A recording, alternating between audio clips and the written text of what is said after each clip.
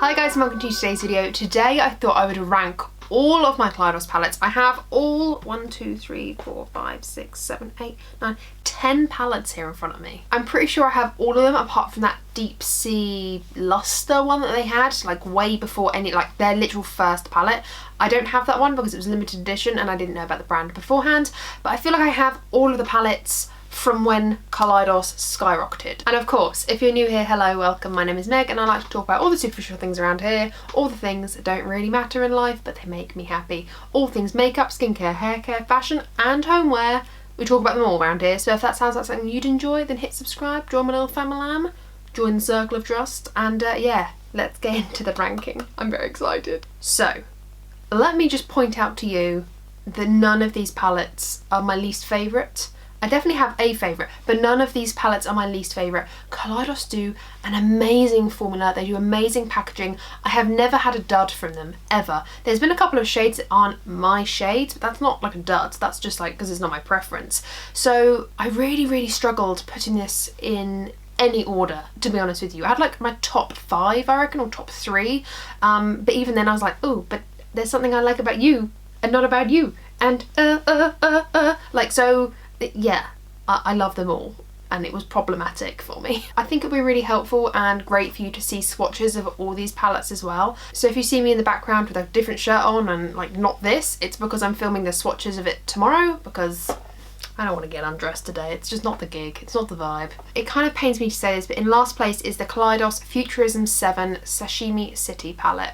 This is a really gorgeous palette. I mean, they're all gorgeous, and that's my problem, is they're all gorgeous. You're going to hear me going, they're really beautiful, I love this one. I'm going to say a lot of the same words over and over again. Get some booze out, get a cup of tea out, I don't care what you're doing, but it's time for shots. It's time for shots of something. Lemonade if you must, because I'm probably going to say the same word all the time. It's beautiful, it's so pretty, I love it. It's true. Also, the packaging for this is just, I mean, they're all, like I said, it's sensational, all of them. But this is one of their 6-pan palettes. Whoop. And the reason it's in last place is because although this is beautiful, and I do use it a lot, like I do actually use this more than some of the palettes ranked higher, is that this brings, it doesn't bring a lot to my collection. I already have this in my collection in other palettes, and I'd say this is like the least unique. These two shimmer shades are stunning and they do look sensational on the lid, but I feel like overall as a palette this isn't something I'd miss, and that's why I had to put it in 10th place. I love the formulation of Kaleidos palettes, full stop, like for all of them. I love all of them, so to say that I love this, it's not a lie, I do, and I'd probably pick this formulation over other formulations I have in my collection. However, the colour story just isn't unique enough for me to rank any higher. But it's so pretty, it's so pretty. Okay, I've made a switch, a very last minute.com switch, like so last minute that it just happened right now. But I think the switch is right, and I've just, I'm confident with this switch. The palette ranking in 9th place is the Futurism 5 Electro Turquoise. This palette is so cool. This one came out with the neon one, number 4 maybe, is it? VR Neon or something. I really like this palette, like so much. And when we get into it, I mean, shades, man, they're really stunning. The reason I'm putting this in 9th place, and it kind of irks me to say this, is that they're shades I don't use very often. I love teal, but for whatever reason I never put it on my eyes. When I do, I'm like, this is so pretty, but I just don't use this one enough to rank it higher than the one that I've got next, and I think that's why I made this sudden switch. So yeah, in 8th place you'll see the one that I was going to put in 9th, but this, I think it sits comfortably with me that this is in 9th place. For me, this is always a palette that I really want to use more and I don't, and it really bothers me. This shade here, Tron, is like literally out of this world, and then Digiteal, again, like the teals in this palette are chef's kiss. I just don't apply teal, but I think this is exciting. I think it's actually more exciting than number 8, but if I'm true to myself, this would probably rank slightly lower because I don't use it as much and because I'm kind of not afraid of these colours, but I just don't gravitate towards them. So, oh god, it really pains me to put this in number 9, but yeah, I have to stay true to myself in the fact that I don't pick this one up as much as I would like to. In 8th place, the one that made a quick switch with number 9, is the Futurism 6 Lunar Lavender. Again, this packaging, so pretty. It's so pretty. Look at this. Oh, it's just like a fantasy. I love it. I love all like the sort of metallic hints in it. I don't know, I love all these palettes. The reason this one is actually as low as it is kind of like Sashimi City in the fact that it's stunning, but oh, I could definitely find these colours. Like I could definitely find this in other areas of my collection. However, this creates beautiful purple. Like if you want purple, this is the palette for it. I love this palette. I think it's so pretty. I can create really dramatic looks with this or really subtle looks with this, and that's what I love. You can put this one all over the eyes. I think this is Moonroof, and it is just stunning. Or you can put the Dreamscape one all over the lid, and it goes to really subtle and just beautiful. I love this palette. But just like number 9, the Electro Turquoise palette, this doesn't get picked up a lot, and kind of like Sashimi City, I love it so much, but I don't pick up, like I don't think about it very often. And I think that's why these 3 rank the lowest. I feel like there's a definite divide between the top 5 and the bottom 5, and it's not about quality and it's not about how much I love them, it's just about what I pick up and what I gravitate towards. I do pick this up every now and again. If I think of purple, I pick this up, but yeah, I don't know, it's really pretty though. I like it. I've decided I actually really hate ranking. It's like picking out of your children. It's awful. I mean, don't get me wrong, I love watching them, but as the ranker, this is horrible. This is horrible. In 7th place, I'm going to put the Futurism 2 Cyber Bronze palette. Now, this palette to me is probably the most boring palette, but I couldn't I couldn't rank it lower. Like, there was a small part of me that was like, you're putting Sashimi City in 10th and you're leaving Cyber Bronze in 7th. What's wrong with you? But the thing is inside this palette is this silver right here called Plasma, and I might even swatch it for you now. It like takes my breath away every single time. Like, let me just swatch this. Like, look at that. I know you're gonna get the full swatches anyway, but I love a silver, and these mattes here are so pretty. I'd actually say that there's nothing special about these mattes at all, and if I'm honest, I'd probably never reach for these reds, but for the reason and the reason alone that I reach into this silver and this really dark brown, like it was one of those things, you know. It had to be up there, but it wasn't quite in the top 5. But this silver alone, this beautifulness, like literally just shot the entire palette up the ranking list. So I love this. I think it's the most boring palette out of all 10 of them. Like, in my personal opinion, I think it is probably the most boring. Like, it's just a bit like, okay, yeah, cool, but it's so user-friendly. Like, if you love dark, smoky looks that are very neutral and you want a pop of something, you've got silver, you've got this deep cranberry red, and then you've kind of got this like bronzed, yeah, like bronzed red, like bronzy colour. I really like it. It's a beautiful palette, and there's not a lot to say about it really. It's just nice, and that's why I had to like rank it somewhere in the middle, but I couldn't quite rank it in 5th. In 6th place is the Futurism 4 VR Neon. I ranked this kind of at the top end of the lower 5, if that makes sense, because of the colour story. I think this is really unique. This is like literally applying highlighters to your eyes. This is so cool. This is so funky. Do I reach for this on a daily basis? No. Like, I really don't.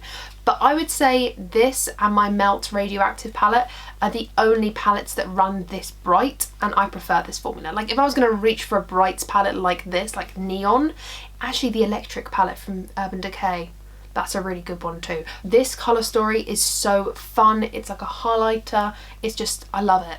I wouldn't say it's my top 5 because I don't reach for it that often. You know, like Sashimi City and Lunar Lavender, I reach for more, and they're ranking lower.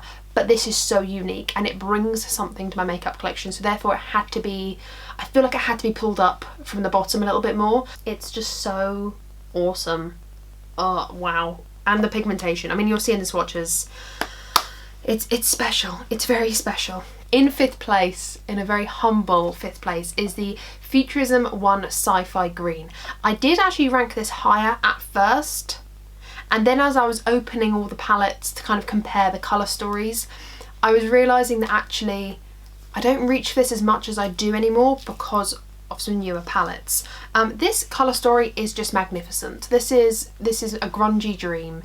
I love greens. I love dirty, swampy greens. I think they look great on my eyes, like the colouring of my eyes and my skin tone. I love this. I just love this, and every time I wear this I feel so confident and so pretty and just so like sultry. It's also got an awesome black. This is probably one of the best blacks in my entire makeup collection. It is just one hell of an awesome palette. Everything about it is just great. The only thing it's missing, like the only thing, is a highlighter shade, but these palettes, these 6 pans, aren't supposed to be like for your all-encompassing look. It's not about a deepening shade, a highlighting shade, a transition shade. It's not what they're about. But all I need is a single highlighter, just go on my inner corners, and I'm like literally done. I love this palette. The only reason it doesn't rank higher is because of other palettes. Like literally that's the only reason. If there were no other palettes after this, this would be number 1. I love this. Truly love this. When I think of grungy greens, I think of this. And I love the formulation. I just think it's absolutely amazing. It's my baby. I love it. In 4th place, I'm still debating over 4th and 3rd. No, I'm gonna stick with it. In 4th place, I've put the Escape Pod. Oh, I really like this. I really like this. The thing is for me is when I reach into this palette, I feel like I need to reach into other palettes. This to me is a supporting palette. Also, it squeaks. The top row here are like the only look I feel like I can get complete out of this is a purple leaning look. I've done looks with the blue and the orange and like the pop of yellow I think I used, but mostly like the purples, pinks vibe and maybe the orange, like this sort of vibe is the only thing I can get. I really don't understand this brown in here. I don't understand these like neutrals, and like these 2 greens are sublime, but I just don't know how to pair it. I mean, maybe I do. Maybe I can pair them with the browns. I've just never done that. Like, I just don't know. There's something about this palette that throws me off slightly. However, individually, these shades are beautiful. Beautiful. Beautiful. When I look at all the colours in this palette as well, I find this so inspiring. I love the middle row. This middle row is just like full of toppers, and I love it. I love Kaleidos formula, and this to me it's almost like a trunk. It's like a trunk of colours that I can go to and I can rely on when I want to give some oomph to a look, you know? So it deserves to be in the top 5. It's just not quite the top 3. I kind of wanted this to be in 3rd place, but I think another palette does take that. Yeah, I love this, but not, I don't know. Oh, should this be in, no, it's not. It's not gonna be in 3rd. It's gonna be in 4th place. It's in top 5. I bloody love it. I really, really do love it. I think I would definitely miss this out of my collection if it went walkies. So truly love it. I think it's so unique and I don't have anything like this in my collection. So yeah, it really adds value. In 3rd place, I have the Futurism 3 Astro Pink. The reason I put this in 3rd and not 4th, I feel good about this. The reason I put this in 3rd is because it's just such an awesome palette. Like, this is so cool. I just love this. I love all the colours in there. To me, this is a day to night palette in 6 pans. Like, and that's why I'm putting it slightly above the Escape Pod. The Escape Pod's got 15 shades and this one's got 6. You know, it's got over double the amount of shades, and I find this the most universally just, every time I use this palette, I just die. It's beautiful. I'm not sure about the black because it's like a glitter black. I do prefer the one in the Sci-Fi Green, which is matte black. However, this black shadow, if you tap it off, like, it's just matte, it's fine. But if you want to pack it on, you can see the glitters. I love this palette. This shade here, it transforms. It just transforms from like a real wine purple to a blue, and I love it. And this shade here, this real great burgundy, like reddy, pinky, purple, it's stunning. This lavendery shade here, it's stunning. These 3 here make a beautiful look, and then if you want to really dramatic or like deepen it up, any of these 3 with these 3 just make it perfect. It's perfect. I love it. You'll see it in the swatches how beautifully this palette performs. The colour story, it's just so, every time I open it, I smile. I love this, I love this, I love this. Also the packaging is again absolutely stellar. Like, look at that, stellar, where did that come from? It's just awesome, I love it. It's beautiful. In second place, we have the Kaleidos Flower Punk palette. This palette is so cool. I love it. I love it so much. This palette for me, I was going to rank it lower because I thought, oh well, it's new. I've only played around with it for like, I don't know, 3 times. So I was kind of thinking to myself, oh, I should probably rank it lower than some of the others. But actually, I feel like this palette encompasses a lot, or embodies, I don't know what the word is, a lot of the palettes lower in the ranking. This is like Sashimi City. This is that turquoise, electro turquoise palette. This is the sci-fi green palette. You could say that these ones came from the VR neon, and like it's just a little bit of everything that I like, and that's why it's ranked in second place, because this is just so unique. It's so unique. I would have never put these grungy colours with these bright, like, I see it like a troll and a fairy, like it just looks like that, you know, like grungy, deep and dirty vibes, airy fairy, bright and fun vibes put together in one palette. And I think that's so cool. This is £9 palette? Yes, £9 palette. That's so cool. So in first place, I don't know if this is going to surprise you or not. I feel like if you've heard me ranting and rambling in any more than, you know, a couple of videos this past year, then you'll know that the Club Nebula had to reign on top. This isn't just because I love Angie. Like, this isn't just because I love her, but this palette is truly one of my favourite palettes of all time. She has created artwork. This, like, every time I open this, I want to play with it. It really bothers me that this is limited edition, and I feel like I should have bought a backup, but in my head I was like, no, don't do it. Don't do it. Don't do it to yourself. You'll never finish it. But I genuinely think I will actually finish this palette, because I don't want to, but I feel like I will, because it's so beautiful. Everything about this palette is just, like, I feel like I'm gonna have to dupe this out somehow into a Z palette or into like a magnetic palette, just so that I can have this vibe again. It's absolutely stunning. I love it. I love the deep dark mattes. They're so hard to come by, they really are. These 4 here, the green, the blue, the purple and the red, I do feel like these are really difficult to come by in a lot of palettes, especially together and with complementary shades and in good formulation. They're just really difficult to find, I've personally found.